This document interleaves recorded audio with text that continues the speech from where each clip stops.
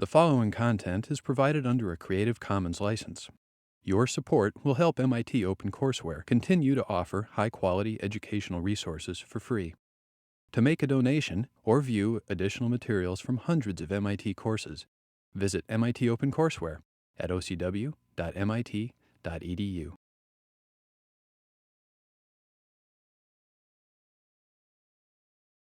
We turn today to Alfred Hitchcock, one of the most remarkable, if not the most remarkable and significant of what we might call the great studio directors, the people who worked with great ease and success inside the studio system that developed in the United States. Began to develop in the United States in more than embryonic form, in early systematic form in the silent era, and then was fortified and extended into the great mass manufacturing center for dreams and movies, the Hollywood system of the studio era. And I wanted to begin by saying a word about Hitchcock in relation to that great system. If we think about a famous quotation from the great film scholar, pioneering film critic André Bazin, to whom we will return later in the semester. Bazin is, among his other influential comments, this one is a particularly powerful and significant one. The American cinema, he said, wrote in 1957, is a classical art. And it's unclear exactly what he meant by that, but most critics assume that what he meant by that is that it's a system that works according to essentially classical genre forms, that these genre forms have origins behind the movies, and that the system works in a kind of generic way, and that at least that's a part of what he meant when he called it a classical art. The American cinema is a classical art, but why not then admire it in what is most admirable? Not only the talent of this or that filmmaker, but the genius of the system. I think I alluded to this phrase, or used this phrase earlier in the term. I want to do justice to it by acknowledging its origins in André Bazin. There's also a wonderful book by a film scholar from Texas named Tom Schatz, called The Genius of the System, and it uses this quotation as its inspiration, and it's a systematic analysis of the Hollywood studio system in which it talks about the interaction of individual agency, the writers, the directors, the camera people, and so forth, the costumers, the interaction of those creative or semi-creative figures with the manufacturing and publicity practices and rituals that surrounded the production of movies. In other words, he tries to provide a kind of integrated sense of how the system worked, to explore what Bazin apparently meant when he talked about the genius of the system. Well, one way of understanding the genius of the system is to recognize that it creates an environment, first of all, of stability, in which particular filmmakers or particular writers or directors can have confidence, sometimes overwhelming confidence because they're ordered to do the job by the studio head, can have confidence that the genre stories they're creating have an audience. And of course, that's been sort of established by the essentially assembly line system that develops and the elaborate system of distribution and access that developed in the United States. The major studios actually, although they only controlled something like 16% of the resources of movie making, actually controlled a much larger percentage of the theaters, because many of the theaters either were owned outright by studios or until a certain point when a Supreme Court decision divested the studios forced the studios to divest themselves from their theatrical holdings. But when the system was in place, it was a monopoly system in which the rich got richer in some sense, and the major studios controlled, owned many theaters themselves, and by a system of what was called block booking, they forced theaters not just to book particular films and particular stars that they might like, but MGM would say to independent theater owners, if you want the MGM films, you you have to take my whole card. You can't just choose the Clark Gable movies. You have to choose the whole thing. And this stability created an environment in which each major studio was confident that in effect it had a captive market for its product. And it created an immense sense of stability and confidence when the system was working at its best. And of course, again, because it was a system that was committed to entertaining the largest number of people it could reach as possible, it meant that there were certain parameters that were established within which the entire system was forced to operate. Whatever genre was involved, there were certain kinds of limits. It's what I was talking about earlier, trying to get at this aspect of the system earlier when I talked about the idea of consensus narrative. If the Hollywood film is reaching out to the whole of the society and it's telling essentially a story that appeals to or is supposed to embody the consensus view, the largest general view of what the belief system of the society is, what that means is that there are limits, very sharp constraints, political and moral constraints within which the text operates. And as you know, especially if you've been reading your Cook, the introduction of a particular censoring system introduced by Hollywood itself in order to avoid other kinds of censorship, perhaps from the government, further constrained the kinds of stories that could be told. Well, within those constraints, of course, as I hope I've already begun to show you in our discussion of screwball comedy, there can be an immense range of difference, but it's still within certain controlled parameters. And one of the ways to understand Hitchcock's immense success is to recognize that he had the kind of sensibility, the kind of artistic impulses, and maybe even the kinds of limitations that made the studio system a kind of perfect environment for him.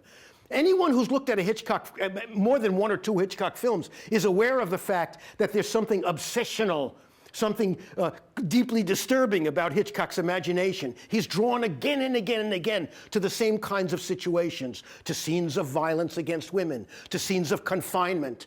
But the studio system was a kind of perfect environment for these kinds of preoccupations. On the one hand, the constraints of the system did not allow Hitchcock, even if he had the impulse to do so, to press so far into the perversity and disturbance that is the general subject matter he is looking at, as to actually fall into, say, pornography or to fall into something that will deeply offend some segment of the population. We can see that these were impulses in Hitchcock's imagination, though, because after Hitchcock lasted long enough, lived for such a long time, he was a successful director in the silent era. Then he worked in Britain during the sound era and was the most well-known and successful of all British directors in the early sound era. Then in 1940, he came to the United States for what is most people recognize as his American phase. He emigrated to the United States. And that's a separate kind of distinct part of his career, as I'll describe in a little more detail in a moment. Well, by the end of his career, Hollywood itself was undergoing profound changes for reasons we've already begun to talk about in this course, the most important of them having to do being the advent of television and the way in which through the 1950s television began to leach away the consensus audience and the consensus function that Hollywood had played in American life. And the effect of this was to, in some sense, liberate Hollywood. And we'll be talking about what this ambiguous liberation later in the course when we look at some of the great films that emerge in the 1970s that are free of the constraints of a consensus system. Films like McCabe and Mrs. Miller or Cabaret, the two films that we're going to be looking at later that embody these sort of post-studio era ideals and principles. Well, one of the ways in which you can see the damage that was, the help that was given to Hitchcock's own imagination by what I'm calling the genius of the system is that we can see that that the latest films that Hitchcock makes, the films that Hitchcock makes at the very end of his career, and especially two films, a film called Frenzy, starring Michael Caine in 1972, and the last film that Hitchcock made in 1976 called Family Plot. The same basic materials, but there's something gratuitous about the nudity in these films. He wasn't allowed to show nudity in the studio era, and it was good for his imagination. And when his imagination, and any honest viewer of Hitchcock watching Frenzy, or especially Family Plot, and watching this, there's a scene in Frenzy in which a murderer strangles a woman. Now, strangulation is one of Hitchcock's favorite forms of murder, and there have been many characters strangled in Hitchcock's movie. But this strangulation has a pornographic dimension to it that none of the early scenes like that, and it has to do with the fact that Hitchcock is now working in a film environment that is not telling him that he can't go too far. And he does go too far. And there's a terrible scene in which a murderer takes off his tie, and he strangles this woman with a tie. The woman is naked from the waist up, and you see her breasts bobbling around on the screen while she's being strangled. And you can see that the camera is enjoying the looking at those breasts, even though it's a scene of murder. It's a very, very horrible scene, a very disturbing scene. It's a scene it almost is a scene that makes you believe in censorship, to think that censorship ought to be. Certainly you wouldn't want young people to see this scene. Now, the only reason that Hitchcock was free to create this scene is that there were no longer the same constraints being imposed upon him by what I want to call the constraining genius of the system. So my point is that Hitchcock was a man of obsessional genius of a certain sort, but he had the great good fortune to work within a system that also limited his liabilities, that didn't even allow the full expression of his obsessions in ways that might become deeply disturbing to audiences. The fact of the matter is, when you look at that scene and then you think back at many earlier Hitchcock movies, you can see many equivalents of it. Violence and damage to women is a recurring obsession in Hitchcock. Hitchcock is a sick man in many ways, but he's not a sick artist, he's a sick person. He turns his sickness into art. He turns his sickness into use by dramatizing it and reminding us of the... So insofar as he's a good filmmaker, he's not he's not a horrible perv, right? But there are perverted dimensions to Hitchcock. And in fact, part of why we find him interesting is his films are always hovering on the brink of awakening in us feelings that are disturbing and unsettling, and that touch on deep taboos in the ways in which our culture sort of understands how we should behave, and especially in our attitudes toward sexuality and toward seeing, toward the act of seeing, which in Hitchcock becomes a kind of voyeurism. So one way to understand Hitchcock is to understand his genius, his greatness as a director, as being directly connected to the fact that for the most part of his career, he worked in systems that constrained him. He worked in systems that had very sharp boundaries, that didn't allow him to do certain kinds of things, and those limitations were turned into artful and valuable gestures. An anecdote that Hitchcock told about himself many times. It's a deeply revealing anecdote. It may not be true. We're not really sure. But he told it so many times that it's true even if it didn't happen. That's a line. It's true even if it didn't happen. It's a line from Ken Kesey's wonderful novel, One Flew Over the Cuckoo's Nest. And the character, the narrator in the book, who's sort of a crazy man, or we think he's in an insane asylum, he's in a loony bin when he starts narrating the story, tells us a story of his confinement in a lunatic asylum. And he says, "You think the man who's saying this is raving and crazy? My God, this is true even if it didn't happen." And what he means is there's a kind of emotional truth in it, even if the actual facts aren't true. And I think that's true of the Hitchcock anecdote as well. And this is the anecdote he repeatedly told about himself. He said when he was a young boy, 5 or 6 years old, he committed some indiscretion that his father disapproved of. And his father, in response, without saying anything to the boy, wrote a note, sealed it in an envelope, gave it to the boy, and told him to take it down to the local constable, the policeman in the police station around the corner from where they lived in London. So the young boy dutifully took the note to him and gave it to the constable. The constable opened it, read it, and locked the boy in a prison cell. And kept him in there for a certain short amount of time, and then finally released him and said, "This is what happens to bad boys." And Hitchcock has said, ever since then, I have gone to any length to avoid arrest and to avoid confinement in confining spaces. And in fact, if you think about it for a second, over and over again in Hitchcock's films, a basic story, not the only story, but a basic story he tells is the story of someone who is wrongly accused. We might call it the wrong man theme. Right? And someone who was on the run, who looked, and the circumstantial evidence against him is or her, usually him, is overwhelming, right? Absolutely looks, and all the authorities, all the legitimate authorities of the culture think the protagonist of the Hitchcock chase film is guilty. Right? And his obligation is to somehow not only escape the authorities, who are much more powerful than he, of course, and have at their fingertips all kinds of modern systems for searching and following and capturing people. And the fugitive is a lone fugitive on his own, without resources, right, and without allies. So he's up against tremendously difficult forces, and these are the forces of legitimate authority. Right? So the theme of the wrong man who's wrongly accused, the audience knows that he's wrongly accused. Often Hitchcock will show the real murder and will show us how circumstantially persuasive but also false the evidence is. So through most of the movie, we identify with the fugitive, with the person who's running. We know he is innocent. So part of it is, so many of his films then sort of dramatize a kind of massive principle of injustice that happens again and again in his movies. Authorities are almost always after the wrong man. Right? And then many of his films, an overwhelmingly disturbing recurring element in his films is confinement in tight spaces, is the sense of being caught. And you'll see one of the great instances of this, one of his most artistic accountings of this impulse, this fear of confinement, but this fascination with confinement, in the great film you're going to see tonight, Rear Window, which takes place entirely in a single confined space, in a room, because the protagonist has a broken leg at the beginning of the film, and he's literally unable to move out of his apartment. So the entire film is confined there. And of course, many of Hitchcock's films love this. So what an interesting anecdote to be told. And think by implication what it says about his father. Not to mention what it says about Hitchcock himself, to have been tell a story like this so many times over the whole of his career.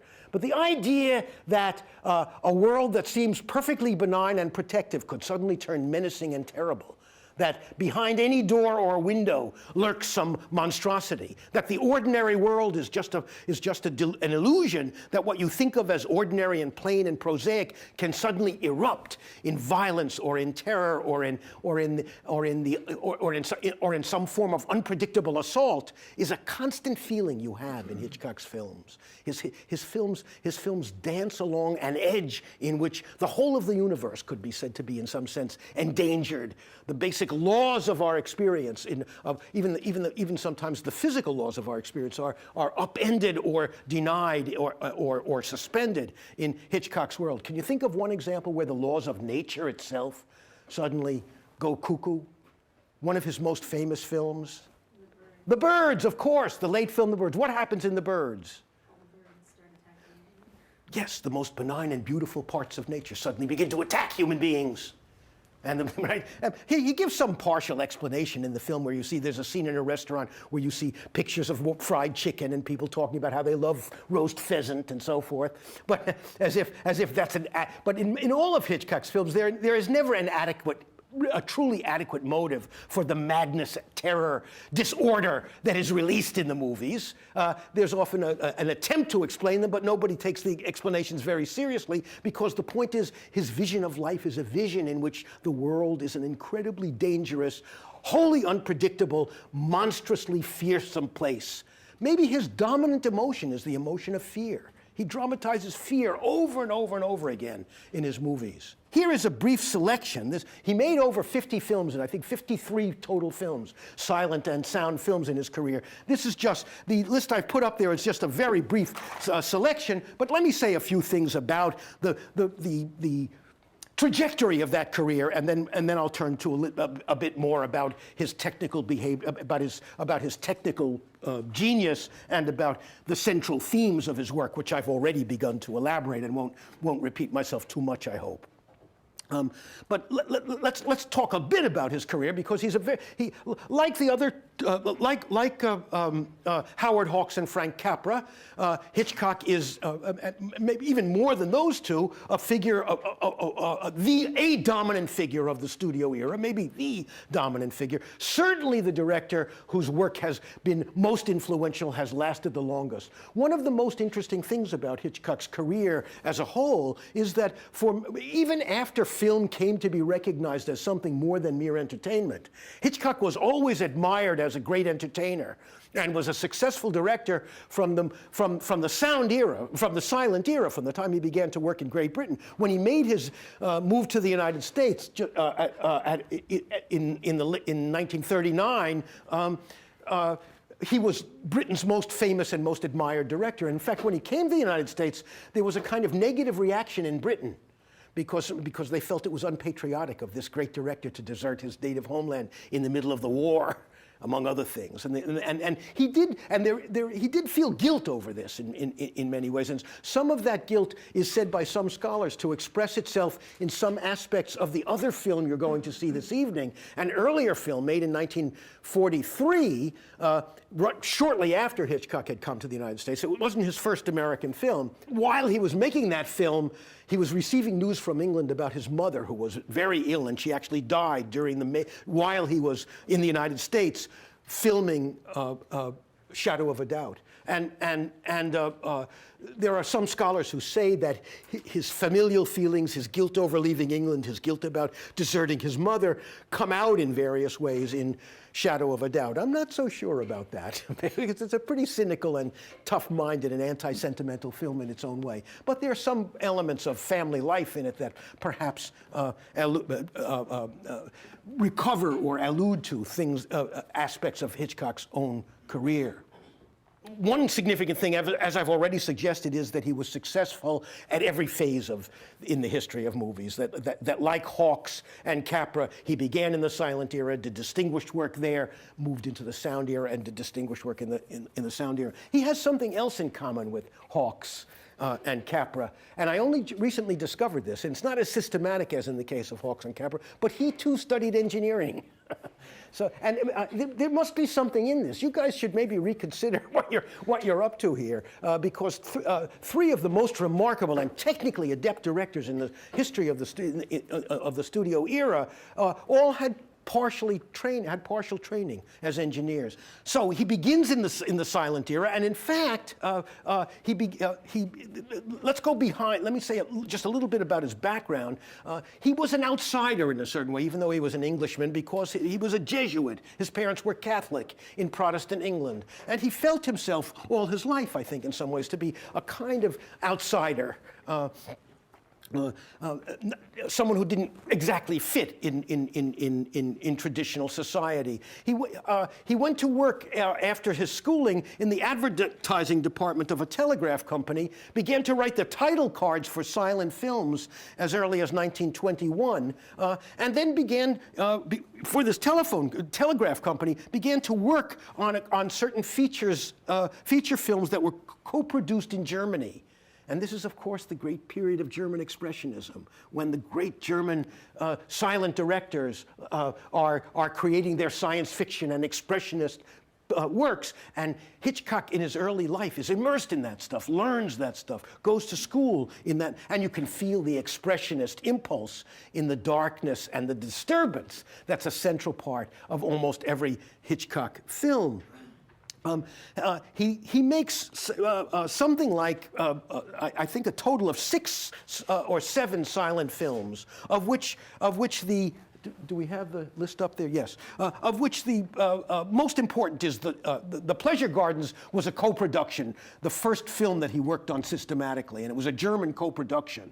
He wasn't the prime director in it. The Lodger is probably almost surely his most important and most Hitchcockian silent film. Can you guess the topic? It's Jack the Ripper. It's a story, it's a silent film, it's a story about a landlady who thinks fearfully, nervously, that she may have rented a room to Jack the Ripper, the famous killer. So he's a successful silent director, already an admired director, makes the transition to sound, and in fact, historically, he'd be famous just for this one fact. Blackmail, a British film he made in 1929, is the first British talkie. And he almost immediately began to figure out how to integrate. He was very interested in all the technical aspects of movie making, especially interested in the way you integrate sound with image. And as anyone who's watched the shower scene in Psycho, for example, would be a famous example. Anyone who's watched these scenes like that in Hitchcock will recognize the tremendous importance of music in his films. The way he uses music to deepen and complicate and the moods he's creating, and especially how he can use music to enhance your sense of terror and fear. As he does in certain frenzied, powerful scenes in his most remarkable films.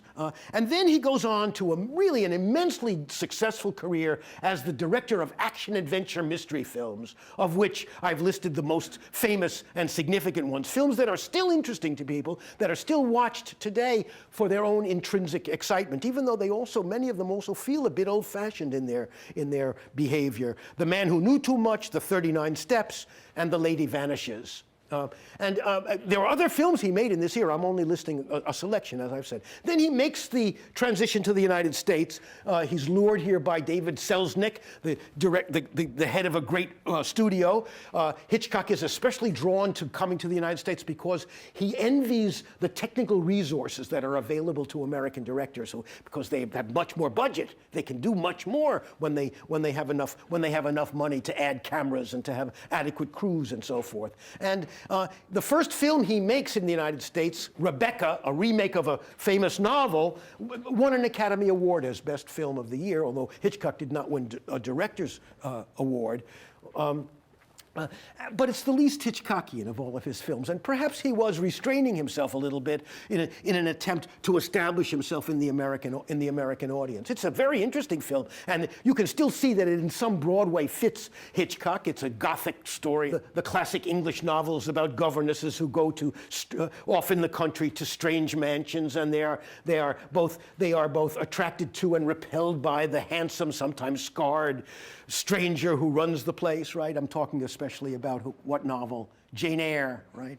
Charlotte Bronte's great novel. And of course, that pattern repeats itself again and again in the movies, and Rebecca is a version of that kind of story. And then Hitchcock goes on in the 40s to make a series of films in which his own interest in the technology of motion pictures and his own obsession with setting problems for himself that are difficult to solve, his own sort of engineer's obsession with the technology of motion picture begin to become clearer and clearer. Another reason that The Lodge is an important Hitchcock film is that it's the first film in which Hitchcock himself makes a brief cameo appearance. And after that, it becomes a kind of signature feature of his movies that at some point in the film, a character, Alfred Hitchcock, will appear briefly. He won't be identified, he won't be noticed in the credits, but as he became more and more well-known, audiences began to watch for this, right?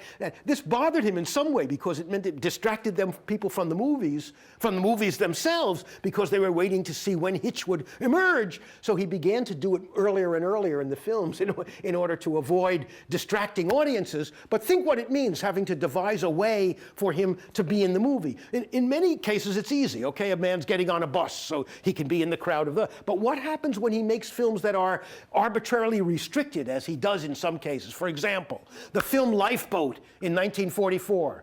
Some of you know about it. It takes place entirely on a lifeboat. There are 8 or 9 characters. They've escaped a shipwreck. It's a World War II parable about Nazism, and they're all stuck in the lifeboat. And for the entire film, the film is confined to that lifeboat. It presents all kinds. It's not one of his best films, but the technical challenge presented is really interesting, isn't it? Vertigo is an even more interesting instance, and a much more successful instance of the same desire or the same weird impulse in Hitchcock himself to create confining situations and then see what that confinement allows him to do. What grows out of these arbitrary limitations. But just as a kind of minor instance of this kind of thing. If all the characters in Lifeboat are on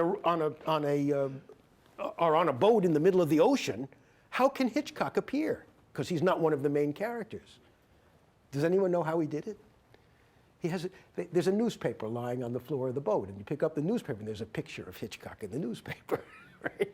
But it's a trivial thing, right? But its triviality is exactly what makes it so interesting. In other words, what Hitchcock loved this kind of problem. When he took these problems in a serious way, and when these problems sort of led him into a kind of exploration of our darker and more disturbed and more uncivilized sides, he made remarkable films that are memorable and haunting. Right, one more example of of Hitchcock setting himself these difficult technical feats. The film Rope. Well titled in a way. It's a murder mystery, but Hitchcock set it up in a way. It's actually such that it creates the illusion that the entire film, I don't remember how long it is, let's say it's a standard feature-length film. Let's say it's 89 minutes long. It's a standard feature-length film. It feels as if it's all unraveled in a single take, as if there are no cuts, no edits in the movie. Now, it's not exactly true, because the film was not capable technically of doing that. What Hitchcock did was he had cassettes of film that would last, say, 10 minutes. So he would make 10-minute long takes, but then he'd have to change the cassette, put in a new one. But he disguised the takes. He disguised the cuts. And in fact, it's an unbelievably tedious film, because when you're watching it, you feel you can't look away. One of the things that you discover when you're watching this film is that cuts are actually a relaxation. They let you relax. They break the rhythm in some way. And if you sit there for 89 minutes watching something that seems to be unfolding, and the film, of course, unfolds in real time also, therefore, right? So he's playing both with another kind of confinement, which is the duration of the movie. He's saying, I'm going to make the duration of the viewing the same duration as the action of the movie, and I'm never going to cut, or I'm going to create the illusion that there's not going to be a single edit in my film. When you're watching it, you actually yourself feel trapped. You feel guilty if you look away, but you constantly want to blink or look down, because it's almost as if the absence of edits creates a kind of continuous stream of imagery, and you feel you're trapped within it like a wall that doesn't let you escape from it. Well, I don't know that Hitchcock actually intended such a reaction, but it is not inconsistent with Hitchcock's desire to manipulate your feelings as you're watching a film. And he became a master at manipulating your reactions as you watch the film. So there are many, and I could cite many other examples of this sort of technical obsession, but let me just say a couple of things about the major films. He's successful in every phase, but he really comes into his own, most critics would say, at the end of the 1940s, with a series of, maybe the early 50s, with a series of films that run from 51 through, maybe most people would say, through The Birds in 1963. And I haven't listed all the films he made in that era, but I've listed the most important ones. And you can judge for yourself how significant this is. Why? Because look at how many titles you recognize. How many titles by directors of so many years ago would you actually have seen? It's one measure of what an important figure, what a successful figure Hitchcock is, that he's still so widely known, that he's more famous today than he was when he was making his movies. As I started to say earlier, one of the most distinctive things, or interesting and revealing things about Hitchcock's career is that through the mass of his career, even though he was one of the most popular directors, and his films made money, and he was a totally bankable director, maybe the most bankable director in Hollywood during the studio era, he didn't get much respect. Some people have suggested that one of the reasons for it is that he gave so much pleasure that there was a feeling that anyone who gave this much pleasure couldn't be an artist. that it worked against him, that he was such a great entertainer. And there may be something to that.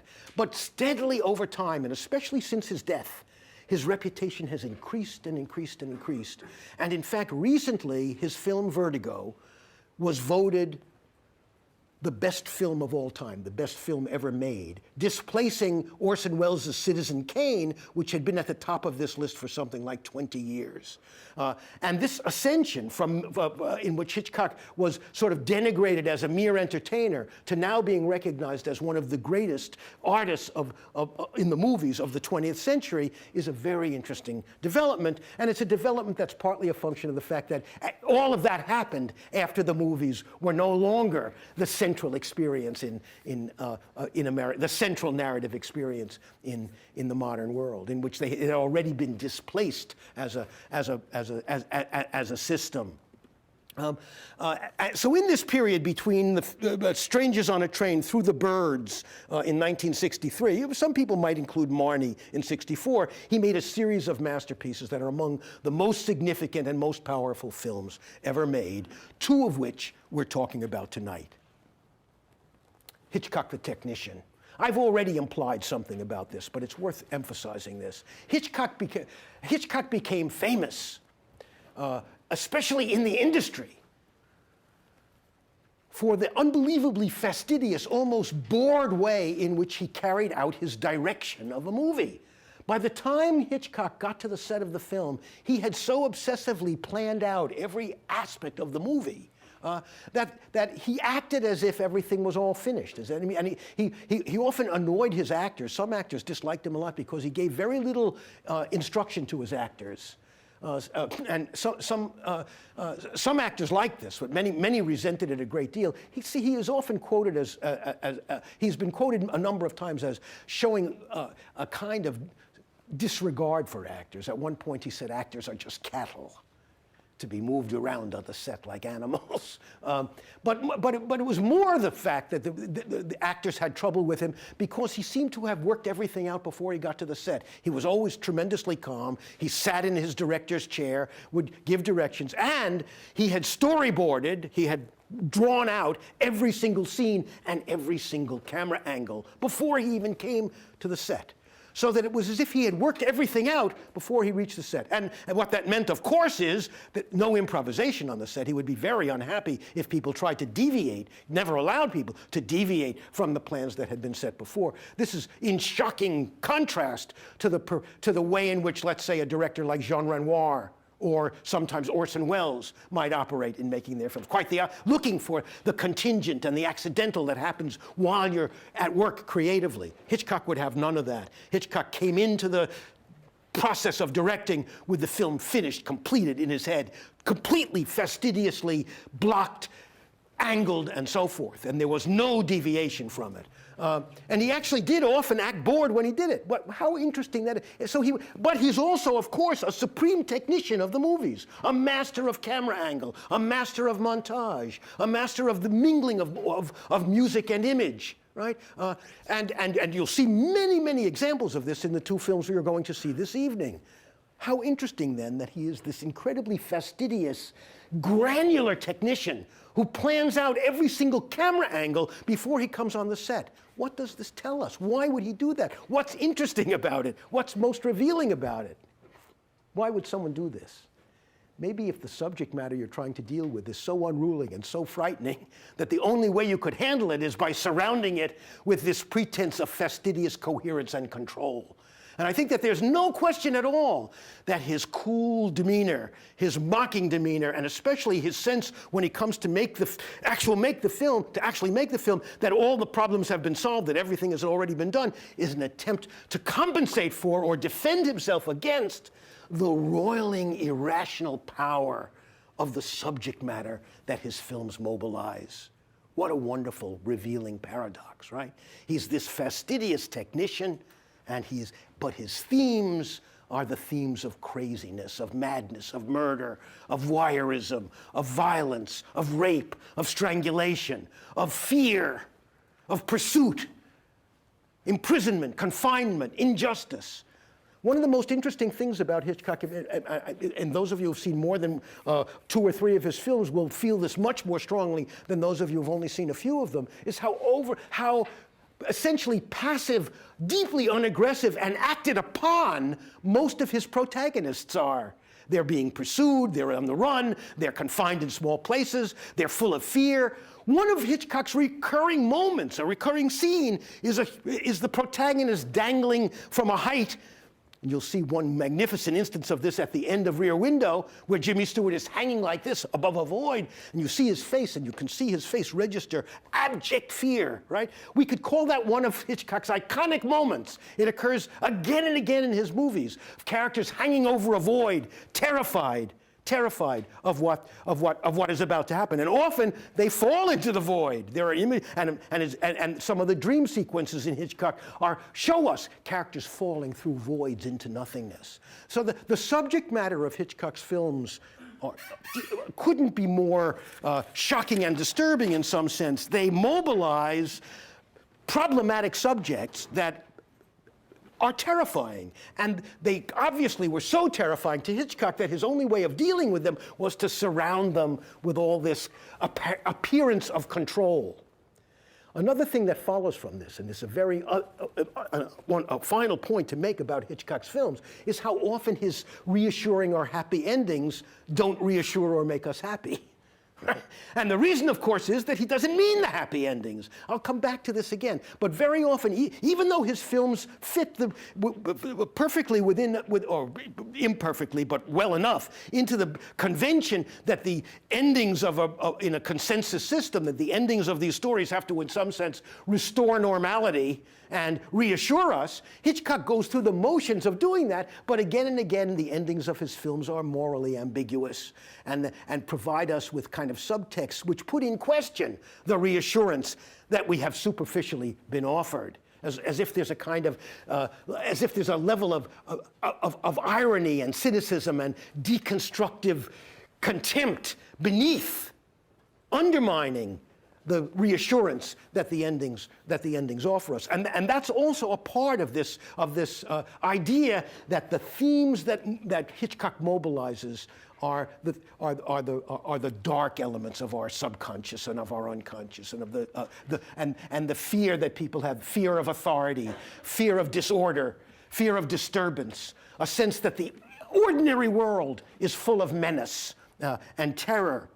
But again and again in Hitchcock's films, he doubles his characters, and you'll have a good character and an evil character. The idea is he grew up in the era of in the late Victorian era of Robert Louis Stevenson, Dr. Jekyll and Mr. Hyde, and he actually thought that was a version of human psychology, that there's a kind of dark or savage aspect in ourselves that's hidden or damped down by civilization, and if we let it come out, we could turn monstrous, we could turn horrible, right? And again and again in Hitchcock's films, we have a kind of doubling in which one character interacts with a more villainous or murderous character who we come to recognize as a kind of double of the protagonist, or represents the darker, more disturbing energies within the protagonist's nature, right? And in Strangers on a Train, what happens? A guy pops up, a tennis star who's having trouble with his wife is on a train, and a guy pops up next to him and says, "I know you're having trouble with your wife. I read about it in the newspaper. Let's make a deal. Nobody can track us. It'll be the perfect murder. I'm having trouble with my wife. You murder my wife and I'll murder yours." So the guy says, "We gotta get thee behind me, Satan," right? "Don't ever talk to me again. I'm very nervous about it." A few weeks later, his wife is murdered, right? And then he starts getting messages from this guy. "When are you going to fulfill your part of the bargain?" Right? That's what the film is about, right? So it's a wonderful, interesting movie. The scene I want you to see now dramatizes some of this. And this is it comes at the end of the film, at the great climax of the film. And one reason I want you to see it is that it also shows another aspect of his, what we might call sort of the world of the thematic world of Hitchcock's films. And it's his recurring interest in the subject of entertainment itself. What he became aware of, and what his films often dramatize, is the illicit and disturbing dimension of our desire to go to the movies, or of our desire to have the kinds of excitements we get when we go to amusement parks. What Hitchcock understood was that these experiences have an illicit dimension. We sit in the dark, and what do we do when we sit in the dark? We watch people take their clothes off. We watch them murder each other. We're in the dark. We're safe. Nobody knows. We're solitaire. We're anonymous. but we're voyeurs. And what he understood was that voyeurism was at the heart of going to the movies, was at the heart of the movie experience, and that there was, we'll come back to this. We'll come back to this scene. So at the end of Strangers on a Train, there's a particularly wonderful and dramatic example of Hitchcock looking at the space of entertainment as a space that can turn into an environment of menace and disturbance. And this is character, and again, exactly because remember I said one of his deep themes is what we might call the menace of the ordinary. Well, what could be more ordinary and reassuring than a child's merry-go-round? Well, here's the great climax of Strangers on a Train, in which the good and the bad, the good and the evil sides have to engage in a kind of contest or wrestling match. And as you're watching, note the way in which, characteristic of Hitchcock, characteristic of him, there's a combination of terror and comedy. He unsettles us also because often the most terrifying scenes are leavened with a kind of macabre comedy that unsettles us even more. Here's the scene.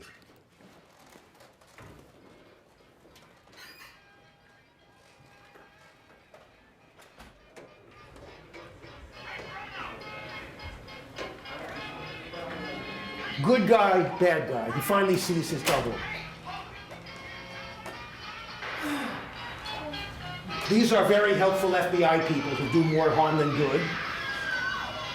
They shoot at the wrong person to begin with, and they accidentally shoot the person who's controlling the merry-go-round, so it goes out of control.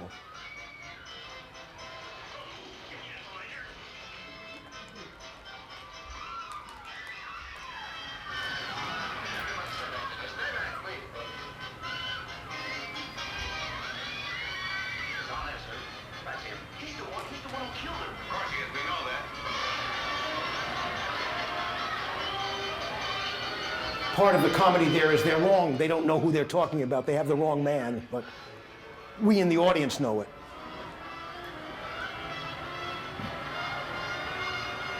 Hey, be careful. Stop. Do you want to do it yourself? No. I guess you can make it all right.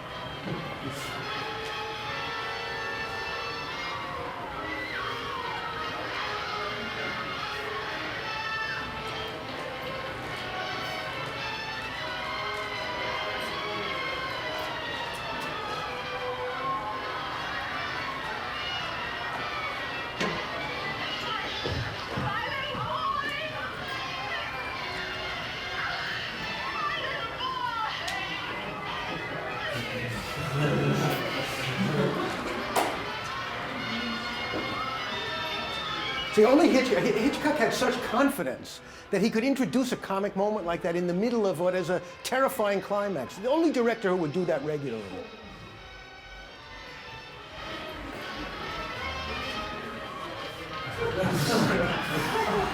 Now you know who the bad guy is, right? So the hero rescues the kid.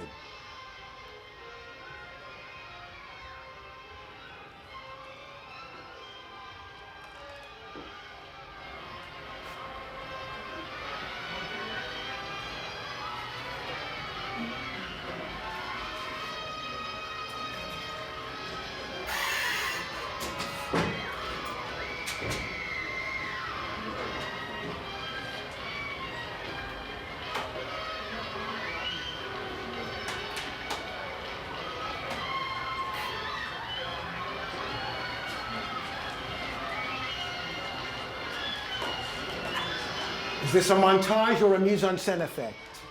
A montage effect, right? See the close-up on the animal, the way you get the camera itself doesn't allow you to sort of look back and get a sense of the environment.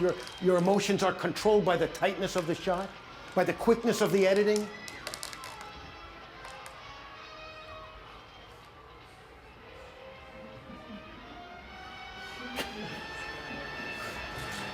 Comic version of a hero, right?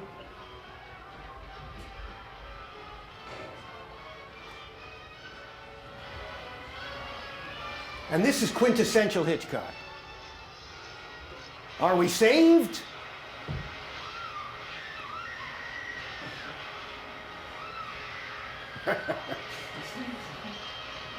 Very helpful.